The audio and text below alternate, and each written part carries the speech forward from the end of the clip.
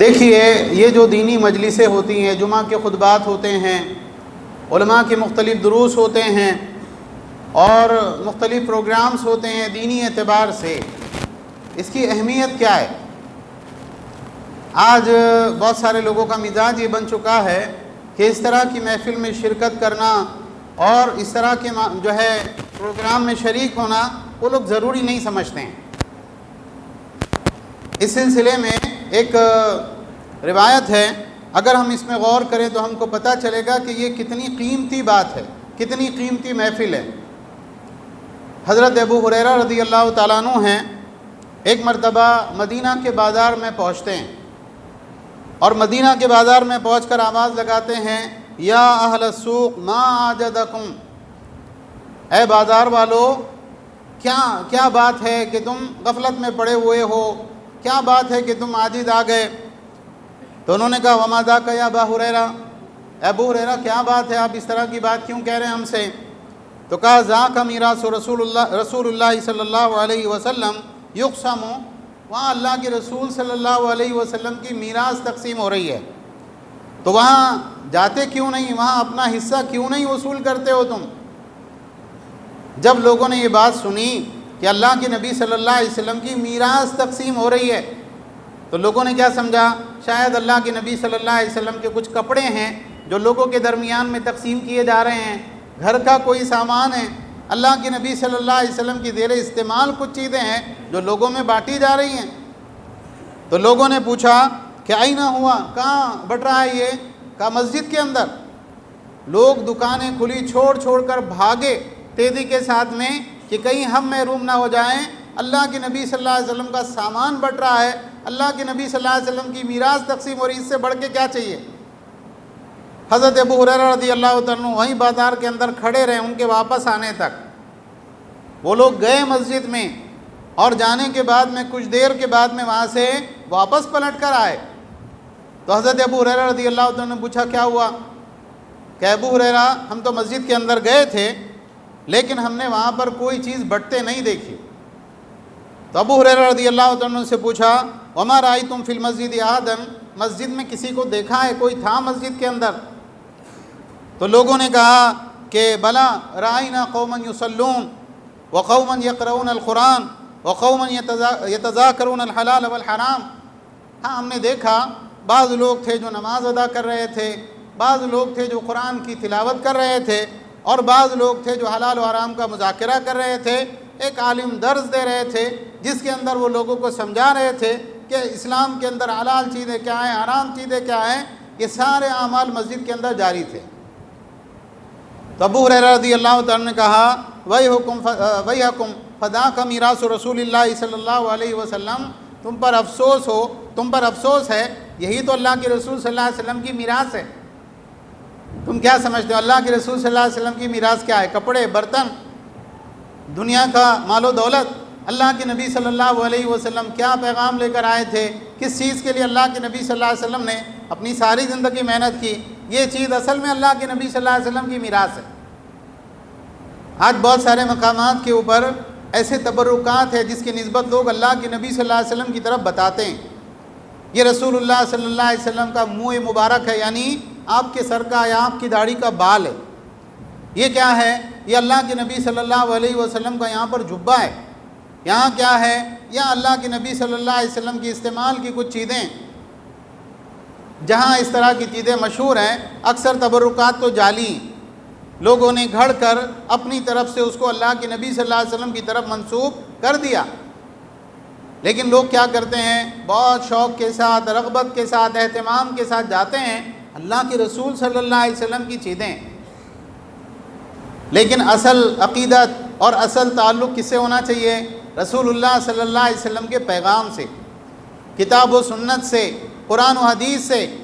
جہاں عقیدہ سکھایا جائے، جہاں نماز سکھائی جائے، جہاں حلال و حرام کا تذکرہ ہو، جہاں جنت کی نعمتوں کا بیان ہو، جہاں جہنم کے عذابات کا تذکرہ ہو، جہاں پر قرآن و سنت کی باتیں ہوں، اللہ رسول کی باتیں ہوں، ایسی مجلسوں کے اندر عقیدت کے ساتھ، احترام کے ساتھ اور اپنے وقت کو فارغ کر کے انسان نے اس نیت کے ساتھ شامل ہونا چاہیے کہ یہاں پر کیا ہو رہا ہے؟ یا محمد الرسول اللہ صلی اللہ علیہ وسلم کی میراث بٹ رہی ہے۔ آپ غور کریں، کسی انسان کے یہاں شادی ہے، وہ ہر جگہ کارڈ پہنچاتا ہے کہ آپ نے دیکھو میری بچی کی شادی ہے، یا میرے بیٹے کا نکاح ہے، یا ولیمہ ہے، آپ نے ضرور آنا ہے۔ اب یہ انسان اپنے کاروبار سے فارغ ہو کر یا نوکری سے چھٹی لے کر اپنا دن نکال کر، قریبی رشتہ دار ہے تو ماں، اہل و عیال بالکل جو ہے تیار ہو کے، بن سور کے، یہ خود دولہا بن کے برابر آتا ہے اپنے وقت کے اوپر، اور معمولی وقت نہیں دیتا، نکاح میں شریک ہوتا ہے، کھانے میں شریک ہوتا ہے، اور دیگر چیزوں کے اندر شامل ہوتا ہے۔ جو رشتہ دار ہوتے ہیں وہ 2-3 دن نکال کے لیے آتے ہیں، وہاں پر کسی کا کوئی عذر نہیں رہتا، نہیں یار اتنا وقت کس کے پاس میں ہے، اس وقت تو میری دکان کا وقت ہے، یہ تو میری ڈیوٹی کا ٹائم ہے، یہ تو میرے فلاں کام کا وقت ہے۔ شادی ہے، شادی میں تو ضرور جانا چاہیے، شادی کے لیے وقت ہے، منگنی کے لیے وقت ہے، ولیمے کے لیے وقت ہے، یہاں تک کہ عقیقے کے لیے وقت ہے، بچوں کی سالگرہ کے لیے بھی وقت ہے، جو صحیح بھی نہیں ہے لیکن ساری چیزوں کے لیے وقت ہے۔ اور کہا جائے بھئی دین کی نسبت سے ایک پروگرام ہے، ایک جو ہے اجلاس ہے، اجتماع ہے، جہاں پر قرآن و سنت کی تعلیمات سکھائی جائے گی، علم بانٹا جائے گا۔ صاحب ہمارے پاس میں وقت نہیں ہے۔ مجھے وہ حدیث بارہا یاد آتی ہے اور میں بارہا اس کو سناتا ہوں، اس کا تذکرہ کرتا ہوں کہ اللہ کے نبی صلی اللہ علیہ وسلم کی محفل جو ہے لگی ہے، صحابہ آپ کے پاس بیٹھ کر آپ کا درس سن رہے ہیں، 3 افراد وہاں سے گزرتے ہیں۔ ایک آدمی دیکھتا ہے کہ مجلس کے اندر آگے کی سائڈ میں ایک جگہ خالی ہے، وہ گھوم کے جاتا ہے اور آگے آ کے بیٹھ جاتا ہے۔ پھر دوسرا انسان ہے، وہ کیا کرتا ہے، دیکھتا ہے کہ اندر مجلس میں تو جگہ فل ہو گئی، جہاں پیچھے جگہ پاتا ہے وہیں پر بیٹھ جاتا ہے۔ اور تیسرا انسان کیا کرتا ہے، واپس پلٹ کے چلا جاتا ہے ایک بے رغبتی کے ساتھ میں۔ ایک تو ہوتا ہے کہ بھئی کوئی بہت ضروری کام ہے، کہیں جانا ہے، کوئی سفر ہے، دواخانہ جانا ہے، کوئی فیملی کا کام ہے، انسان نہیں شریک ہو سکا، بات الگ ہے۔ تو جب وہ مجلس میں وہ لوگ اس طرح کا معاملہ ہوا، اس کے بعد اللہ کے نبی صلی اللہ علیہ وسلم نے اس مجلس کے اندر کہا، میں تمہیں 3 لوگوں کے بارے میں نہ بتاؤں؟ ایک وہ انسان جس نے اللہ کی طرف ٹھکانہ پکڑا، اللہ نے اس کو ٹھکانہ دیا۔ یہ کون ہے؟ مجلس میں آگے آ کے بیٹھنے والا۔ ایک وہ ہے جو اللہ سے شرمایا، اللہ بھی اس سے شرمایا۔ یہ کون ہے؟ مجلس کے پیچھے بیٹھنے والا۔ اور ایک وہ ہے جس نے اللہ سے اعراض کیا، اللہ نے بھی اس سے اعراض کیا۔ یہاں آپ غور کریں، علم دین کی مجلس سے اعراض، بے رغبتی، بے تعلقی، اس کو اللہ کے نبی صلی اللہ علیہ وسلم کیا قرار دے رہے ہیں؟ اللہ سے اعراض کرنا قرار دے رہے ہیں۔ تو ہم اس طرح کی محافل کی اہمیت کو سمجھیں، اس طرح کی مجلسوں کی اہمیت کو سمجھیں، اس کے لیے وقت نکالیں۔ جمعہ کے خطبات کے لیے، علماء کے دروس کے لیے، دینی مجالس کے لیے وقت نکال کر بالکل اہتمام کے ساتھ شریک ہونا چاہیے۔ دوسری بات یہ ہے کہ اہل الحدیث جہاں کہیں بھی ہے تو اہل الحدیث کی ایک بہت بنیادی سوچ، بنیادی اصول، بنیادی فکر کیا ہے؟ دین کا علم ہر ایرے غیر نتھو خیرے سے نہیں لیا جائے گا۔ دین کا علم ان علماء سے لیا جائے گا جو علم دین گہری سمجھ رکھتے ہیں اللہ کے دین کی۔ ایسا ہی کوئی شخص ہے جس کو بہت اچھی تقریر کرنا آتی ہے، بہت اچھا خطاب کرتا ہے، لیکن علم سے پیدل ہے، علم اس کے پاس میں نہیں ہے، ہم کہتے ہیں آپ اس سے کوئی بات نہ لیں، نہ صحیح بات لیں، نہ غلط بات لیں، اس لیے کہ جب آپ یہ سوچ کر بیٹھتے ہیں کہ ہم اچھی اچھی باتیں لے لیں گے اور جو بات غلط لگے گی وہ چھوڑ دیں گے، آپ کو خود نہیں پتہ ہوتا ہے کہ اس میں اچھی بات کون سی ہے اور بری بات کون سی ہے۔ ایک حدیث دیکھیں، پیارے رسول صلی اللہ علیہ وسلم کی ایک حدیث ہے، اللہ کے نبی صلی اللہ علیہ وسلم نے فرمایا، انکم اصبحتم فی زمان کثیر فقہاؤہ قلیل خطباؤہ۔ ایسے زمانے کے اندر اس وقت میں تم لوگ ہو جس زمانے کے اندر فقہا بہت ہیں اور تقریر کرنے والے تھوڑے ہیں۔ یہاں فقہا کوئی خیالی اور قیاسی مسائل بیان کرنے والے لوگوں کو نہیں کہا جا رہا۔ فقیہ کے معنی کیا ہوتے ہیں؟ دین کی گہری سمجھ رکھنے والا۔ من یرید اللہ بہ خیرا یفقہہ فی الدین، اللہ جس کے ساتھ خیر کا ارادہ کرتا ہے اس کو دین کی گہری سمجھ عطا فرماتا ہے۔ تو اس زمانے کے اندر دین کی گہری سمجھ رکھنے والے بہت ہیں جس زمانے میں تم لوگ ہو، اور تقریر کرنے والے تھوڑے ہیں۔ ایسے لوگ جو بغیر علم کے خطاب کریں، وہ تو رسول اللہ صلی اللہ علیہ وسلم کے زمانے میں ایسا کوئی تصور نہیں تھا۔ صحابہ کے زمانوں میں بعض مرتبہ اس طرح کے لوگ اٹھے، صحابہ نے بہت سختی کے ساتھ ان کی مذمت کی، ان کا رد کیا، ان کو روکا۔ لیکن عام طور سے صحابہ کے زمانے میں جو علم والے بھی تھے، ان کو بہت لمبی چوڑی تقریریں کرنے کی ضرورت نہیں ہوتی تھی۔ کیوں؟ علم کا ایک مزاج تھا، علم کی گہری سمجھ رکھنے والے لوگ بہت زیادہ تھے۔ آپ صلی اللہ علیہ وسلم نے فرمایا سوال کرنے والے بہت کم ہیں اور اس کا جواب دینے والے بہت بڑی تعداد میں موجود ہیں۔ علماء ہیں، ایسا نہیں ہوگا کہ بھئی ایک آدمی سوال لے کے آیا لیکن کسی کو معلوم نہیں، ایسا نہیں ہے، بہت سارے لوگ ہیں جو ان کے سوالوں کا جواب دے سکتے ہیں۔ اللہ کے نبی صلی اللہ علیہ وسلم نے فرمایا العمل فیہ خیر من العلم، اس زمانے کے اندر عمل میں مشغول ہونا علم میں مشغول ہونے سے بہتر ہے۔ کیوں بہتر ہے؟ اس لیے کہ علماء علم کی امانت کو اٹھانے والے، علم کا بار اٹھانے والے بڑی تعداد میں موجود ہیں۔ اب عوام کو کیا کرنا چاہیے؟ ان کی بات سن کے عمل کرنا چاہیے۔ لیکن آپ صلی اللہ علیہ وسلم نے فرمایا وَسَيَأْتِي زَمَانٌ قَلِيلٌ فُقَهَاؤُ كَثِيرٌ خُطَبَاؤُ، ان قریب ایک زمانہ ایسا آنے والا ہے جس کے اندر فقہا بہت کم ہوں گے، دین کی گہری سمجھ رکھنے والے بہت کم ہوں گے، اور دین کے نام پر تقریر کرنے والے، اچھی تقریر کرنے والے، اچھی اسپیچ دینے والے بڑی تعداد کے اندر ہوں گے۔ اب جب بہت زیادہ تعداد میں لوگ دین کے بارے میں تقریر کر رہے ہیں، خطبہ دے رہے ہیں، تو سوالوں کے جواب بھی دینے والے ہونا چاہیے۔ لیکن آپ نے فرمایا کثیر سوالہ قلیل موتوہ، سوال کرنے والے تو بہت ہوں گے لیکن ان سوال کا جواب دینے والے بہت کم تعداد کے اندر ہوں گے۔ آپ صلی اللہ علیہ وسلم نے فرمایا العلم فی خیر من العمل، اس زمانے کے اندر علم کے اندر مشغول ہونا، صحیح علم حاصل کرنا نفلی اعمال سے، نفلی عبادتوں سے بہت بہتر ہوگا۔ اس زمانے کے اندر انسان صحیح علم حاصل کرے۔ اس حدیث کو امام طبرانی نے مسند الشامیین میں ذکر کیا ہے، اور شیخ البانی رحمۃ اللہ علیہ نے الصحیحہ میں اس حدیث کو صحیح قرار دیا ہے۔ اس حدیث میں آپ دیکھیں اللہ کے رسول صلی اللہ علیہ وسلم نے خود تقسیم کی ہے۔ آپ صلی اللہ علیہ وسلم نے دین کا کام کرنے والے لوگوں کو دو طرح سے آپ نے بتایا ہے، فقہا اور خطبہ۔ دین کی گہری سمجھ رکھنے والے عالم دین اور تقریر کرنے والے، ہو سکتا ہے علم رکھتے ہوں، ہو سکتا ہے علم نہ رکھتے ہوں۔ آپ یہ بات یاد رکھیں کہ علم کن سے لینا ہے؟ فقہا سے لینا ہے، ان علماء سے جو دین کی گہری سمجھ رکھتے ہوں۔ وہ علماء جنہوں نے علم اصل ماخذ سے حاصل کیا ہو، علماء کے سامنے بیٹھ کر اپنا وقت دے کر علم حاصل کیا ہو، ان علماء سے دین لینا ہے۔ شیخ نے عصر کے درس میں بہت ساری کارآمد باتیں بتائی ہیں، آپ غور کریں اس بات کے اوپر اور آپ دیکھیں گے تو یہ چیز آپ کو بہت ملے گی۔ پہلے زمانے میں ایسا نہیں تھا کہ 1 سالہ کورس، 2 سالہ کورس اور اس کے بعد میں عالم کی ڈگری مل گئی۔ لوگ علماء کے پاس بیٹھ کر اپنا ایک لمبا وقت دے کر بالکل علم حاصل کیا کرتے تھے، سالوں اہل علم کی صحبت میں گزارتے تھے، ان سے سیکھا کرتے تھے۔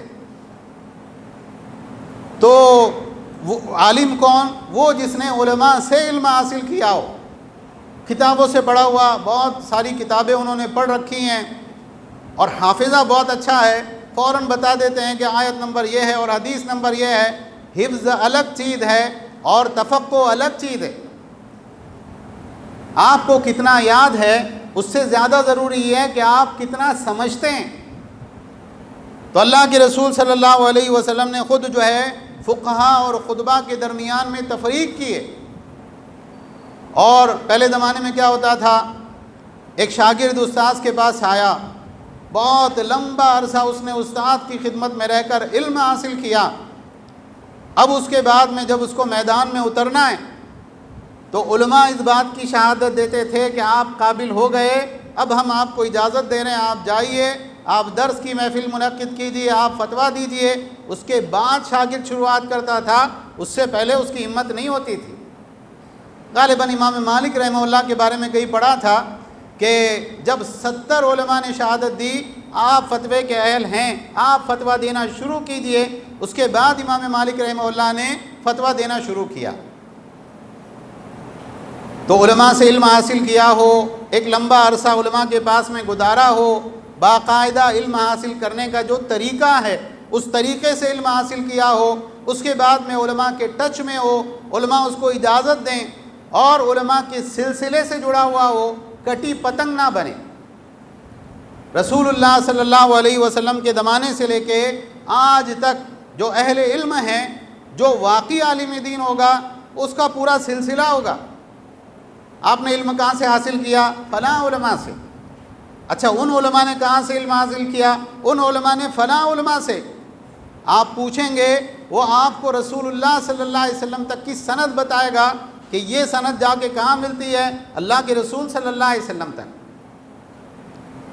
آپ نے علم کہاں سے حاصل کیا؟ قرآن و سنت سے۔ ہم نے کتابیں پڑھی اور کتابوں میں سے کچھ جگہ نوٹس لگا کے ہم یاد کرتے رہے، اور اس کے بعد میں کیا ہوا؟ ہم بن گئے، اسپیکر بن گئے، اچھی تقریر کرنا آتی تھی، خطابت کا اچھا ملکہ تھا۔ اس کے بعد میں اپنا ایک یوٹیوب چینل کھولا، اس کے بعد میں اپنا ایک دعویٰ سینٹر کھولا، اور اس کے بعد میں شروع ہو گئے۔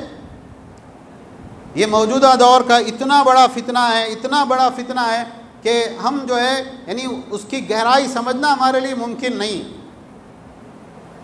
آج آپ دیکھیں کہ جو واقعی معتبر علماء دین ہیں، ہو سکتا ہے بہت سی مرتبہ کہ اتنی اچھی تقریر کرنا ان کو نہ آتی ہو، اس لیے کہ انہوں نے تقریر کرنا نہیں سیکھا۔ انہوں نے کیا سیکھا؟ انہوں نے دین کا علم حاصل کیا، انہوں نے قرآن کی تفسیر پڑھی، اللہ کے نبی صلی اللہ علیہ وسلم کی احادیث سنی، باقاعدہ اساتذہ سے اس کو پڑھا، حلال و حرام کو سیکھا۔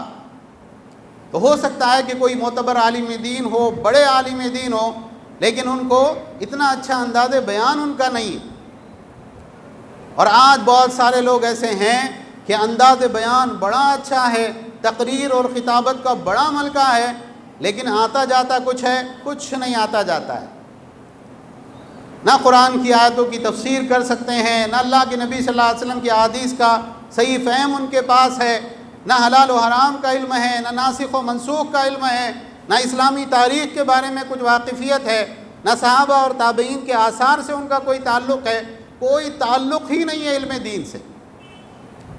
لیکن دین کے نام پر اچھی کمائی ہوتی ہے، زکوٰۃ اور صدقات کی رقم جمع کی جا سکتی ہے، لوگوں کے اندر ایک شہرت ہوتی ہے، لوگ محبت کرتے ہیں، لوگ عزت دیتے ہیں۔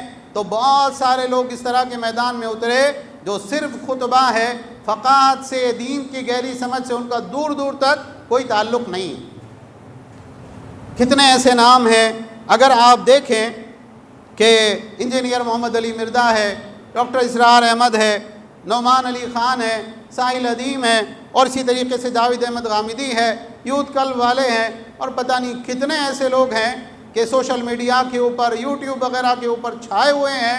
اور بہت مرتبہ یہ تعجب ہوتا ہے کہ ایک اہل حدیث آدمی ہوتا ہے، ایک اہل حدیث نوجوان ہوتا ہے یا پختہ عمر کا آدمی ہے، اور اس کے جو ہے اسٹیٹس وغیرہ کے اوپر کیا لگا ہوا ہے؟ ان کے اس طرح کی چیزیں لگی ہوئی۔ بعض مرتبہ اسٹیٹس لگانے والے کو یہ بھی نہیں سمجھ آ رہا ہوتا ہے کہ یہ بول کیا رہا ہے اور اس کے اثرات کتنے خطرناک حد تک کہاں پڑ رہے ہیں۔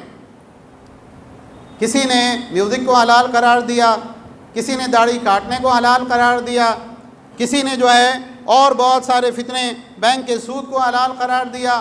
کوئی بولتا گدھا اسلام کے اندر حرام تھوڑی ہے، کون بولتا ہے گدھا تو اسلام کے اندر حلال ہے؟ دیکھو میرے پاس میں دلیل ہے۔ کوئی ہے جو ضعیف اور موضوع روایتیں سنا رہا ہے بھر بھر کے، اور لوگ کس بات پہ فدا ہے؟ اب طارق جمیل صاحب بہت اچھا بیان کرتے ہیں، بڑا رونا آتا ہے ان کا بیان سن کر، اور بالکل جو ہے حور کا ناک، نقشہ، حلیہ، کپڑے صاف بتاتے ہیں۔ حالانکہ یہ غور کرنے کی بات ہے کہ علمی اعتبار سے ان کا مقام کیا ہے۔ تو یہ بات یاد رکھیں کہ دین کا علم کس سے لینا چاہیے؟ اہل علم سے لینا چاہیے۔ مضبوط علماء سے لینا چاہیے جن کی ایک لمبی زندگی اس لائن میں گزری ہو، جنہوں نے پڑھا محنت سے، اس کے بعد میں لوگوں کو پڑھایا، لوگوں تک دین کا علم پہنچایا، اساتذہ سے ان کا تعلق رہا، دینی سلسلے سے ایک چین سے وہ جڑے ہوئے رہے، اور باقاعدہ ان کے پاس علم کے اندر پختگی ہے، رسوخ ہے۔ ایسے علماء سے علم حاصل کرنا چاہیے۔ اور اگر آپ ایسا نہیں کریں گے تو ایسی صورت میں پھر کیا ہوگا، آپ پتہ نہیں کون سے فتنے کے اندر مبتلا ہو جائیں گے، اور کب کوئی اچک کے آپ کو لے جائے گا، آپ کو اس کا شعور بھی نہیں ہوگا۔ کتنے ایسے افراد ہیں کہ شروعات ان کی بہت اچھی ہوتی ہے کہ ہم تو بھائی یہ جو لوگ ہیں ان کا عقیدہ خراب تھوڑی ہے، بہت اچھے عقیدے والے، یہ کبھی شرک کے بارے میں نہیں بولتے، توحید کی بات کرتے ہیں، لیکن یہ نہیں دیکھتے ہیں کہ بھائی ان کا صحابہ کرام کے بارے میں کیا عقیدہ ہے، جو اللہ کے نبی صلی اللہ علیہ وسلم کے لائے ہوئے دین کے اولین ناقلین ہیں، یہ امہات المومنین کے بارے میں کیا بول رہا ہے، یہ صحابہ کے بارے میں کیا بول رہا ہے، ان صحابہ کے بارے میں جن کو اللہ کے نبی صلی اللہ علیہ وسلم نے اپنی زبان سے جنت کی بشارت دی ہے۔ یہ ہیں کیا اچھی تقریر کرتے ہیں، بالکل دل کو چھو جاتی ہے۔ تو یہ بات یاد رکھنا چاہیے کہ ہم کس سے علم لیں گے، فقہا سے، خطبہ سے نہیں، گڈ اسپیکر سے نہیں، اچھا بولنے والے سے نہیں۔ اور اللہ کے نبی صلی اللہ علیہ وسلم نے ہم کو کیا حکم دیا ہے، کیا نصیحت کی ہے زمانے کے اندر، العلم فی خیر من العمل، اس زمانے کے اندر علم دین کا حاصل کرنا نفلی اعمال کے اندر مشغول ہو جانے سے بہت بہتر ہے۔ آپ بہت نفلی روزے رکھیں، نفلی نمازیں پڑھیں، حج اور عمرہ کے لیے بار بار جائیں، اور اس طرح کے کام بہت سے انداز میں انجام دیں، سوشل ورک کریں، خدمت خلق کریں۔ اس سے کہیں زیادہ ضروری ہے کہ آپ اللہ کے دین کا گہرا اور ٹھوس علم حاصل کریں۔ رسول اللہ صلی اللہ علیہ وسلم کا فرمان ہے کہ اللہ رب العالمین علم کو ایسے نہیں اٹھائے گا کہ علم کو لوگوں کے سینوں سے اچک لیا جائے، لوگوں کے سینوں سے اٹھا لیا جائے۔ علم کو کیسے اٹھایا جائے گا؟ علماء کے اٹھانے سے اٹھایا جائے گا۔ علماء ایک ایک کر کے اللہ کی بارگاہ میں حاضر ہوتے رہیں گے، انتقال کرتے رہیں گے، اور ان کی جگہ پر کرنے والے، اس خلا کو بھرنے والے لوگ نہیں ہوں گے۔ تو پھر کیا ہوگا؟ لوگ جاہلوں کو اپنا سردار بنا لیں گے، وہ اپنی رائے سے فتوے دیں گے، خود بھی گمراہ ہوں گے، دوسروں کو بھی گمراہ کریں گے۔ آج ساری یہ احادیث اور یہ ساری چیزیں ہم اپنی آنکھوں سے دیکھ رہے ہیں۔ آج حال یہ ہے کہ علماء، جو معتبر علماء ہیں، جو ہے ٹھوس علم والے علماء ہیں، وہ اٹھتے چلے جا رہے ہیں۔ آج یہ گزر گئے، کل وہ اللہ کو پیارے ہو گئے، ان کا انتقال ہو گیا، اور آج حالت یہ ہے کہ جو گہرے علم والے معتبر علماء ہیں بہت کم تعداد کے اندر ابھی باقی ہیں۔ اور بہت سی مرتبہ یہ ہوتا ہے کہ بھئی کوئی سوال کا جواب چاہیے، بعض مرتبہ انسان کو کئی دنوں تک پریشان رہنا پڑتا ہے کہ بھئی اب یہ سوال کا جواب کہاں سے لیں، کیونکہ بہت سارے لوگوں کو معلوم ہی نہیں۔ تو یہ بات یاد رکھیں کہ اس طرح کی مجالس جہاں پائیں، معتبر اہل علم کو جہاں پائیں، اپنا وقت نکال کے فارغ ہو کر برابر ایسی مجلسوں کے اندر آئیں۔ اور یہ بات یاد رکھیں کہ دین کی مجلس کے اندر ایک وقار ہونا چاہیے، ایک ہیبت ہونی چاہیے۔ ایسا نہیں ہو کہ آپ دین کی محفل میں بیٹھے ہیں اور آپ کی توجہ اللہ کی دین کی بات کی طرف نہیں ہے، ادھر ادھر ہے۔ اس سے بہت بچنا چاہیے، ایسا کوئی کام کرنے سے جس سے جو بات کرنے والے ہیں ان کی توجہ ہٹے اور ان کو بات کرنے میں دشواری ہو اور مجلس منتشر ہو۔ اس طرح کی ساری چیزوں سے بہت بچنا چاہیے۔ بیٹھیں، غور سے سنیں اور قدر کریں اس وقت کی، اس محفل کی۔ اللہ تعالی ہم سب کو کہنے سننے سے زیادہ عمل کی توفیق عطا فرمائے۔ آمین۔ وآخر دعوانا ان الحمد للہ رب العالمین۔